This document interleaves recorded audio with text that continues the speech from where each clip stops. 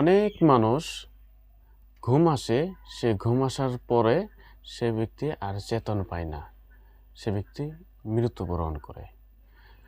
মৃত্যু এবং ঘুম এই দুইটা বস্তুতে মানুষের শরীর থেকে রূহ বিচ্ছিন্ন হয়। আল্লাহ রাব্বুল আলামিন যদি সেই রূহকে আবার ফেরত দেন, তবে সে ব্যক্তি জাগ্রত হয়, চেতন পায়।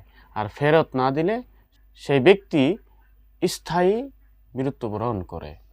তার জন্য আল্লাহ রাব্বুল আলামিন আমাদেরকে যে প্রত্যেক দিন আমাদেরকে যে রূহ ফেরত দেন, আমরা যে জাগ্রত হই, প্রত্যেক দিন একটা নতুন একটা জীবন পাই, তার জন্য আল্লাহর শুকরিয়া আদায়ের প্রয়োজন। তাই রাসূলুল্লাহ সাল্লাল্লাহু আলাইহি সাল্লাম আমাদেরকে ঘুম থেকে ওঠার পর যে দোয়া শিক্ষা দিয়েছেন, সেই দোয়ার ভিতরে আল্লাহর প্রশংসার কথা রয়েছে। ঘুম থেকে ওঠার পর একটা দোয়া রাসূলুল্লাহ সাল্লাল্লাহু আমাদেরকে শিক্ষা দিয়েছেন।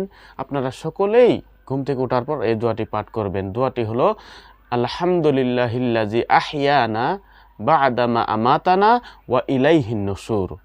অর্থাৎ সকল প্রশংসা আল্লাহর জন্য, যিনি আমাদেরকে মৃত্যুর পর অর্থাৎ ঘুমের পর আমাদেরকে পুনর্জীবিত করেছেন, আবার আমাদেরকে জীবিত করেছেন। আর আমরা সকলেই তিনার দিকেই আমরা প্রত্যাবর্তন করব। আমরা সকলেই তিনার দিকেই, আল্লাহর দিকেই আমাদেরকে ফিরে যেতে হবে।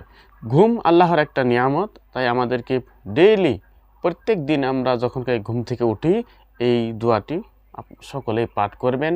এই দোয়ার জরিয়তে আল্লাহ রাব্বুল আলামিন আমাদেরকে যে ডেইলি একটা নতুন জীবন দেন, সেই কথার প্রতি শুকরিয়া আদায় করা হয়েছে।